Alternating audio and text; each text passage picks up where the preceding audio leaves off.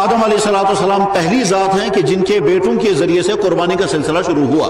اور قرآن کریم میں اللہ تعالیٰ فرماتے ہیں وَاتْلُ عَلَيْهِمْ نَبَأَ ابْنَيْ آدَمَ بِالْحَقِّ إِذْ قَرَّبَا قُرْبَانًا فَتُقُبِّلَ مِنْ أَحَدِهِمَا کہ آدم کے بیٹوں کا واقعہ آپ تفصیل سے سنائیے. جب انہوں نے قربانی کی تھی، ایک کی قربانی قبول ہو گئی، ایک کی قربانی رد ہو گئی، تو گویا جب سے انسانیت کا آغاز ہوا تبھی سے قربانی کا سلسلہ بھی شروع ہوا. نبیوں کا سلسلہ چلتا رہا یہاں تک کہ حضرت ابراہیم علیہ السلام کو اللہ نے نبی بنا کر کے بھیجا. ابراہیم علیہ السلام آج سے تقریباً یا تو 4000 سال پہلے اور یا پھر 6000 سال پہلے ملک عراق کے اندر پیدا ہوئے. ان کے والد کا نام آزر تھا. ابراہیم علیہ السلام ایک بت فروش، ایک بت ساز کے گھر میں پیدا ہوئے. پورا ماحول، پورا علاقہ جو ہے وہ کفر میں ڈوبا ہوا تھا. تمام کے تمام لوگ یا تو انسانوں کی پوجا کرنے والے تھے یا پتھروں کو پوجنے والے تھے. تو ابراہیم علیہ السلام کو اللہ نے کھڑا کر دیا اس کفر کے خلاف. چنانچہ ابراہیم علیہ السلام نے وہاں اس کفر کو مٹانے کی کوششیں کی. جب وہ کوششیں پوری طرح کامیاب نہیں ہو سکی اور پھر اللہ نے حکم دیا کہ اب آپ یہاں سے ہجرت کریں. تو ابراہیم علیہ السلام نے ملک عراق سے ہجرت کی اور وہاں سے رخصت ہو کر وہ ملک شام پہنچے. پھر ملک شام کے بعد پھر ملک مصر بھی پہنچے. مصر سے پھر واپس ملک شام پہنچے اور اسی بیچ میں ان کی عمر 80 سال سے اوپر جا چکی تھی لیکن اولاد نہیں ہوئی تھی. ابراہیم علیہ السلام دعائیں کرتے رہے کہ یا اللہ میرا بڑھاپا شروع ہو چکا ہے، اولاد اب تک مجھے نہیں ہوئی ہے، تو میرا سلسلہ نبوت ایسا نہ ہو کہ یہیں رک جائے اور ہمارا خاندان جو ہے وہ آگے نہ چل سکے. اس لیے مسلسل دعائیں کرتے رہتے تھے. چنانچہ اللہ جل شانہ نے اپنی قدرت اور اپنے فیصلے سے بڑھاپے کے اندر ان کو اولاد عطا فرمائی. پہلا بیٹا پیدا ہوا حضرت اسماعیل علیہ السلام. بڑی تمناؤں، بڑی دعاؤں کے بعد یہ بیٹا نصیب ہوا تھا. لیکن بعد میں جب یہ بیٹا 13 سال کی عمر کا ہو گیا تو اللہ تعالیٰ شانہ نے حکم دیا کہ اس بیٹے کو اب میرے نام پر ذبح کر دیں، میرے نام پر قربان کر دیں. یہ اتنا مشکل حکم تھا کہ قرآن کریم میں اللہ تعالیٰ فرماتے ہیں کہ میں نے ابراہیم کو آزمایا اور بہت سخت آزمایا، بڑی مشکل امتحان میں ان کو ڈالا، مگر ابراہیم علیہ السلام مکمل طور پر کامیاب ہو گئے. وَإِذِ ابْتَلَىٰ إِبْرَاهِيمَ رَبُّهُ بِكَلِمَاتٍ فَأَتَمَّهُنَّ اور جب ابراہیم علیہ السلام کو ہم نے آزمایا چند باتوں میں، فَأَتَمَّهُنَّ انہوں نے مکمل امتحان میں کامیابی حاصل کی. یعنی جو میں نے حکم دیا تھا وہ حکم انہوں نے پورا کیا. ان حکموں میں سب سے مشکل ترین حکم یہی تھا کہ بڑی تمناؤں اور دعاؤں کے بعد اللہ نے بیٹا عطا فرمایا تھا اسماعیل، اور اللہ نے حکم دیا کہ اسماعیل کو ذبح کرو. یہ پڑھنا آسان ہے، سننا بھی آسان ہے، لیکن عملاً جب وہ مرحلہ آ جائے گا کہ جہاں انسان کو اپنے بیٹے کو ذبح کرنا پڑے تو شاید کوئی انسان اس کے لیے ہمت نہیں کر سکے گا اپنے بیٹے کو ذبح کرنے کی. خاص طور پر وہ بیٹا کہ جو بڑی تمناؤں کے بعد پیدا ہوا، بڑی دعاؤں کے بعد نصیب ہوا، اور امید یہ تھی کہ آئندہ یہی بیٹا ہمارا جو ہے وہ نبوت کا لمبردار بنے گا. اسی بیٹے کو ذبح کرنے کا اللہ کی طرف سے حکم آیا. ابراہیم علیہ السلام کوئی اور ہوتا تو سوچ سکتے تھے تو خواب میں حکم دیا گیا. خواب کی باتیں خواب ہی ہوا کرتی ہیں، ہم کو ماننا لازم نہیں ہے، لیکن نہیں، نبی کا خواب بھی وہی ہوا کرتا ہے. چنانچہ ابراہیم علیہ السلام اپنے اس صاحبزادے حضرت اسماعیل کو ذبح کرنے کے لیے تیار ہو گئے، اور مینا کا وہ میدان جہاں آج بھی قربانیاں ہوتی ہیں اور لاکھوں قربانیاں ہوتی ہیں، اسی مینا کے میدان میں حضرت ابراہیم علیہ السلام نے اپنے بیٹے حضرت اسماعیل علیہ السلام کو اللہ کے حکم سے ذبح کرنے کا پورا عمل انجام دے دیا. لیکن اللہ نے اپنی قدرت سے بیٹے کو بچا لیا اور اس کے بدلے میں جنت کا لایا ہوا دمبا ذبح کیا گیا. اور جس جگہ یہ واقعہ ہوا ہے وہاں ایک چھوٹی مسجد بنی ہوئی ہے، اس مسجد کو کہتے ہیں مسجد کبشہ. کبشہ کے معنی آتے ہیں دمبا. تو جس جگہ اسماعیل علیہ السلام کو ذبح کیا گیا اس جگہ اسماعیل علیہ السلام بچے اور اس جگہ دمبا ذبح ہو گیا. اس جگہ پر مسجد بنی ہوئی ہے مینا کے میدان کے اندر، اس کو کہتے ہیں مسجد کبشہ، یعنی وہ جگہ کہ جہاں دمبا ذبح کیا گیا. کبشہ کے معنی دمبا ہی کے آتے ہیں اور وہ جگہ آج بھی موجود ہے. بہرحال ابراہیم علیہ السلام نے اللہ کا حکم پورا کیا. چھری انہوں نے اپنے بیٹے کے حلق پر چلائی.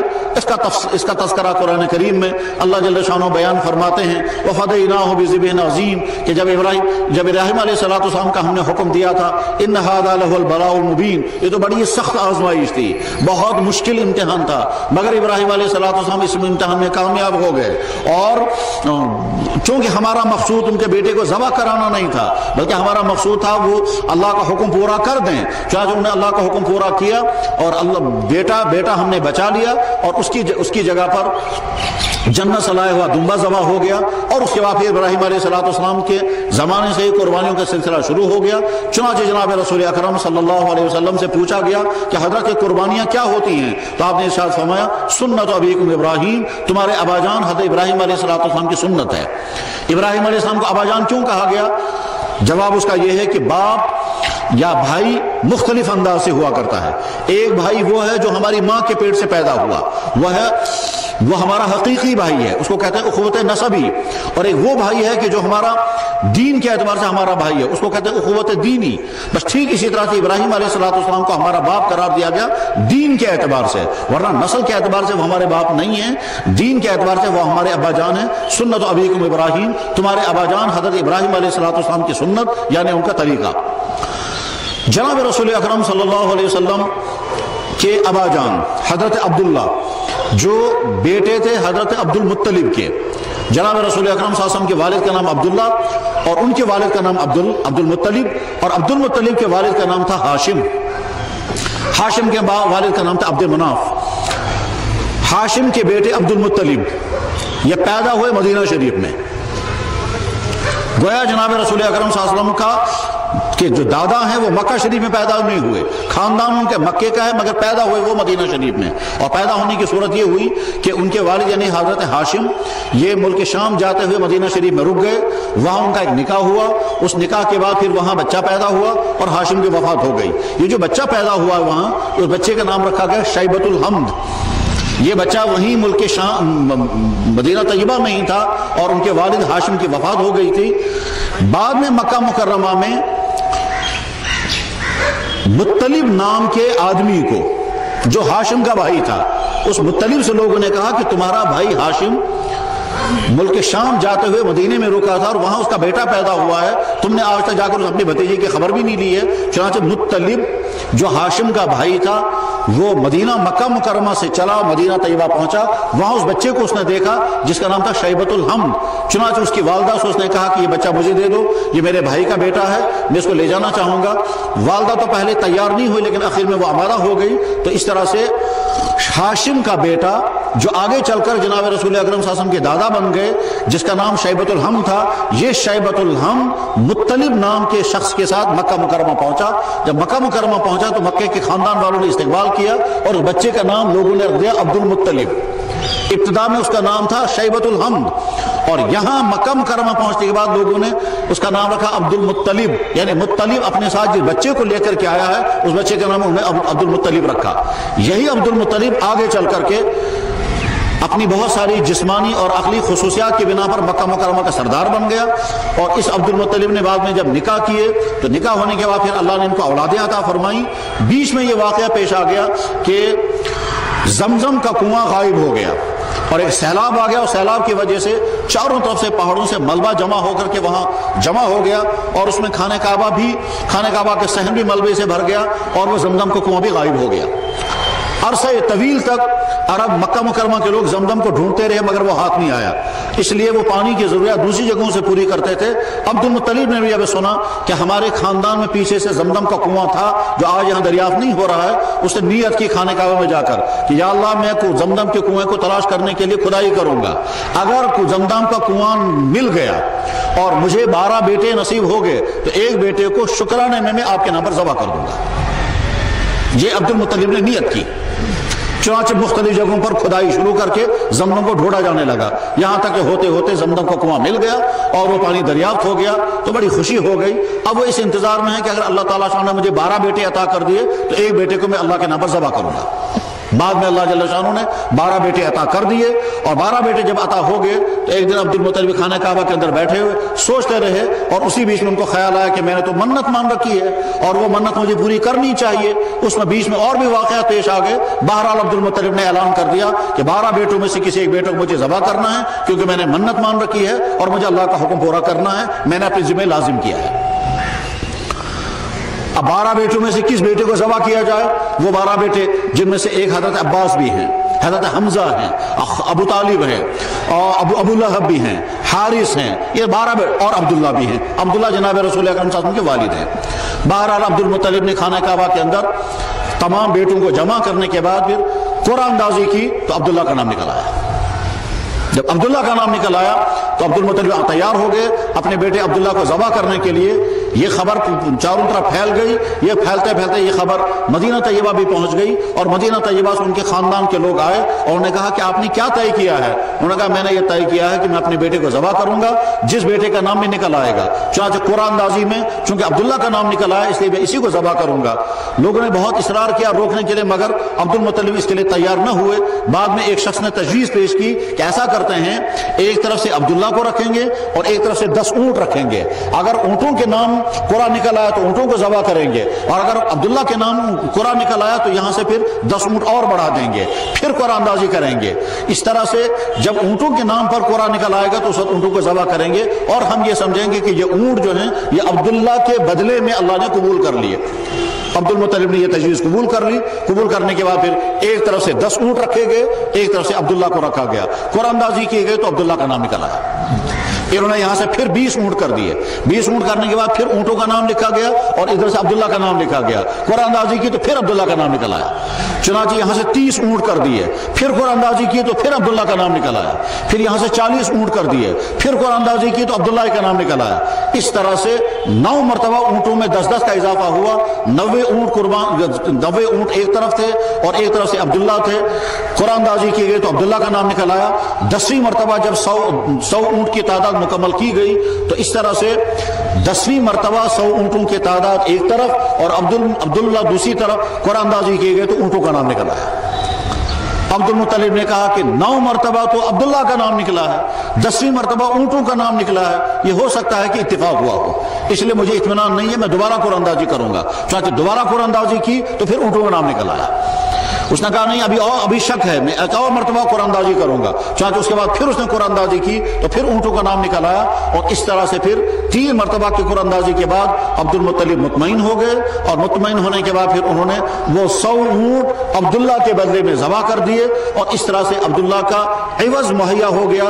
جس طرح سے اسماعیل کے بدلے میں اللہ جل شانہ کی طرف سے جنت سے لایا ہوا وہ دمبا ذبح ہوا تھا، ٹھیک اسی طرح سے عبداللہ کے بدلے میں 100 اونٹ ذبح ہو گئے۔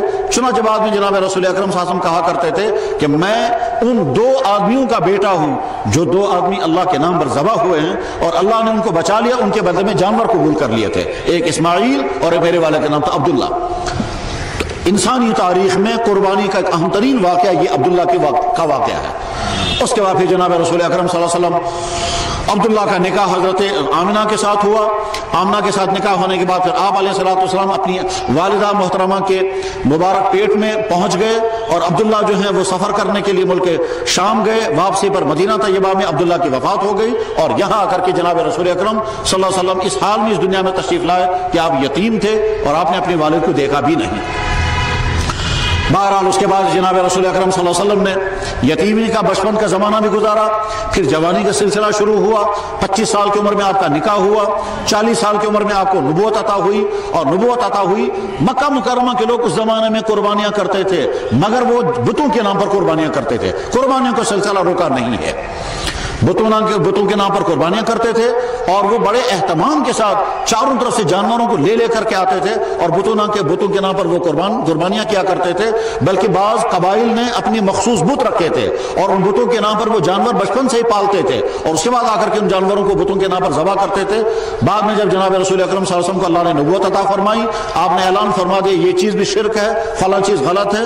13 سال مکہ مکرمہ میں رہے، اور اس کے بعد پھر مدینہ شریف سے تشریف لائے، تو چونکہ مدینہ شریف پہ اسلامی ریاست قائم ہو چکی تھی، اس لیے اب آپ نے وہاں ایک ایک حکم پر عمل کرنے کا سلسلہ شروع کیا۔ چونکہ مدینہ شریف میں پہنچے ہیں تو روزے فرض ہو گئے، زکوٰۃ فرض ہو گئی، اور قربانیوں کا سلسلہ بھی مدینہ طیبہ میں ہی شروع ہوا۔ چنانچہ جناب رسول اکرم صلی اللہ علیہ وسلم نے مدینہ طیبہ میں قربانیوں کا سلسلہ شروع کیا۔ اب جب صحابہ نے پوچھا یا رسول اللہ یہ قربانیاں کیا ہیں، تو آپ نے فرمایا سنت ابیکم ابراہیم، یہ تمہارے ابا جان ابراہیم علیہ السلام کی سنت ہے۔ اس کے بعد پھر ہر سال اللہ کے نبی علیہ السلام نے قربانیاں کی ہیں، اور جو آخری سال آپ کا تھا اور وہ حج کا زمانہ تھا، تو چونکہ آپ کا آخری سال بھی ہے اور اسی سال آپ حج کرنے کے لیے تشریف لائے، تو قربانیوں کا بڑے پیمانے پر اہتمام کیا گیا۔ چنانچہ حضرت علی رضی اللہ تعالیٰ عنہ ملک یمن کے کمشنر تھے، یا وہاں کے مالیات کے افسر تھے، وہاں سے انہوں نے 100 اونٹ قربان کرنے کے لیے مدینہ طیبہ مکہ مکرمہ پہنچائے ہیں۔ جناب رسول اکرم صلی اللہ علیہ وسلم حج کرنے کے لیے تو مدینہ طیبہ سے تشریف لائے، اور حضرت علی کرم اللہ تعالیٰ عنہ جو یمن سے آئے اور ان کے ساتھ اونٹوں کا پورا قافلہ تھا، 100 اونٹ لے کر کے آئے ہیں۔ اور جب مینا کے میدان میں اللہ کے نبی علیہ السلام کے سامنے اونٹوں کی وہ قطار کھڑی ہوئی ہے، اور آپ نے حج کی قربانی، حج کی قربانی جو 100 اونٹ کرنے تھے، اس سے پہلے جناب رسول اکرم صلی اللہ علیہ وسلم نے گائے کی قربانی کی، اور وہ گائے کی قربانی کا گوشت تقسیم ہوا ہے۔ حضرت عائشہ صدیقہ رضی اللہ تعالیٰ کہتی ہیں کہ ہمارے خیموں کے اندر جب گوشت پہنچا تو ہم نے پوچھا یہ کس طرح کا گوشت ہے، تو فرمایا گیا کہ جناب رسول اکرم صلی اللہ علیہ وسلم نے گائے کی قربانی کی ہے، اور اسی کا گوشت تمام ازواج مطہرات اور مختلف صحابہ میں تقسیم کیا گیا۔ بہرحال اس کے بعد پھر آپ علیہ الصلوۃ والسلام نے وہ 100 اونٹ قربان کیے اس طرح سے کہ جب آپ ذبح کرنے کے لیے خود کھڑے ہوتے تھے تو اونٹ خود آگے آ جاتا تھا، اور اس طرح سے آپ نے 63 اونٹ اپنے دستے مبارک سے قربان کیے ہیں۔ اور اس کے بعد پھر چھری جو ہے وہ حضرت علی کے حوالے کر دی اور فرمایا بقیہ اونٹ تم ذبح کر دو۔ بس یہاں سے معلوم ہوا کہ قربانی میں وکالت درست ہے کہ ایک آدمی دوسری کی طرف سے قربان کر سکتا ہے، چنانچہ حضرت علی کرم اللہ تعالیٰ وجہ نے ان باقی اونٹوں کو قربان کر دیا، اور وہ سارا گوشت صحابہ کے درمیان تقسیم کیا گیا۔ اس وقت چونکہ جناب رسول اکرم صلی اللہ علیہ وسلم کہہ چکے تھے کہ اب آئندہ اس میدان میں تم سے ملاقاتیں نہیں ہوگی، یہ اعلان آپ نے عرفات کے میدان میں کیا، اور بعض محققین کا کہنا ہے کہ نہیں، یہ مینا میں بھی آپ نے اعلان کیا کہ اب آئندہ اس میدان میں یعنی مینا میں یا عرفات میں تم سے میری ملاقات نہیں ہو سکے گی۔ تو گیا یہ آخری سفر تھا آپ کا، اور صحابہ کے آپ کے ساتھ شرکت آخری شرکت تھی۔ اس کے بعد پھر مکہ مکرمہ یا مینا یا عرفات کے میدان میں جناب رسول اکرم صلی اللہ علیہ وسلم کے ساتھ صحابہ کو شرکت نصیب نہ ہو سکی، کیونکہ ذی الحجہ کے مہینے میں حج سے فارغ ہونے کے بعد جب اللہ کے نبی علیہ السلام مدینہ طیبہ واپس تشریف لے گئے تو ذی الحجہ کے بعد محرم اور سفر اور ربیع الاول کا مہینہ آ گیا، تو آفتاب رسالت اس دنیا سے رخصت ہو گئے۔ اس کے بعد پھر صحابہ کرام نے قربانیوں کا سلسلہ شروع کیا، چنانچہ حضرت علی کرم اللہ تعالیٰ وجہ ہر سال ایک جانور جناب رسول اکرم صلی اللہ علیہ وسلم کی طرف سے کیا کرتے تھے، اور ان سے جب پوچھا جاتا تھا حضرت یہ قربانی آپ نے کیوں کی حضور کی طرف سے، تو وہ فرمایا کرتے تھے جب اللہ کے نبی نے ایک جانور ساری امت کی طرف سے قربان کیا تھا تو میں کیوں نہیں حضور کی طرف سے قربان کروں گا، چنانچہ ہمیشہ وہ حضور نبی علیہ السلام کی طرف سے ایک قربانی کیا کرتے تھے، اور الحمدللہ آج تک وہ سلسلہ جاری ہے۔ بے شمار مسلمان جیسے اپنی قربانیاں کرتے ہیں ویسے ہی جناب رسول اکرم صلی اللہ علیہ وسلم کی طرف سے بھی قربانیاں کرتے ہیں۔ قربانیوں کا ایک واقعہ اس کے بعد ایک اور بڑے پیمانے پر پیش آیا، وہ یہ کہ حضرت عبداللہ بن زبیر رضی اللہ تعالیٰ عنہ جو حضرت زبیر ابن عوام کے صاحبزادے تھے، اور حضرت ابو بکر صدیق رضی اللہ تعالیٰ عنہ ان کے نانا تھے۔ عبداللہ بن زبیر کی والدہ کا نام اسما ہے، اور اسما کے والد کا نام ہے ابو بکر صدیق۔ حضرت عائشہ صدیقہ رضی اللہ تعالیٰ عنہ حضرت عبداللہ بن زبیر کی خالہ ہوتی ہیں۔ عبداللہ بن زبیر مکہ مکرمہ کے خلیفۃ المسلمین بن گئے، اور خانہ کعبہ پرانا ہو چکا تھا، اس کی دیواریں گرنے لگی تھی، بلکہ اس میں کچھ نقصانات بھی ہو گئے تھے، اور کچھ اپنوں کے ذریعے سے وہ نقصان ہوا تھا۔ اس لیے عبداللہ بن زبیر رضی اللہ تعالیٰ نے ارادہ کر لیا کہ خانہ کعبہ کے نئے سرے سے تعمیر کی جائے۔ چنانچہ جب نئے تعمیر کا سلسلہ شروع ہوا اور خانہ کعبہ کی تعمیر مکمل ہو گئی تو حضرت عبداللہ بن زبیر رضی اللہ تعالیٰ نے تمام مکے والوں سے کہا کہ خانہ کعبہ نئے سرے سے تعمیر ہو گیا ہے، اس خوشی میں تمام مکے کے لوگ ایک تو عمرہ کریں اور تمام مکے کے لوگ قربانیاں کریں۔ چنانچہ اتنی زیادہ قربانیاں مکہ مکرمہ میں ہوئی ہیں کہ چاروں طرف سے صرف خون بہ رہا تھا، ہزاروں جانور ذبح ہوئے ہیں اس دن خانہ کعبہ کے نئی تعمیر کے خوشی میں۔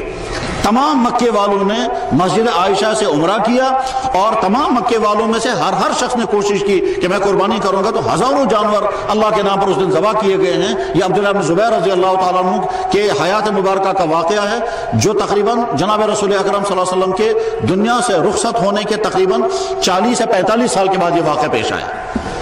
بہرحال اس کے بعد پھر امت مسلمہ قربانیاں کرتی آ رہی ہے، اور ایک طرف سے محدثین نے وہ ساری حدیثیں جمع کر دی جن میں قربانیوں کا تذکرہ ہے، دوسری طرف سے فقہا نے قربانی کے تمام مسائل مدون کر دیے کہ کون کون سے جانور قربانی میں استعمال ہو سکتا ہے اور کون کون سے جانور قربانی میں استعمال نہیں ہو سکتا، پھر جانور کے اندر کون سا عیب ہے جس کی بنا پر جانور قربانی کے قابل نہیں رہے گا۔ یہ تمام تفصیلات کتابوں میں موجود ہیں، اور ہر مسلمان پر لازم ہے کہ جیسے وہ نماز کے مسائل سیکھتا ہے اسی طرح سے قربانی کے مسائل بھی سیکھے۔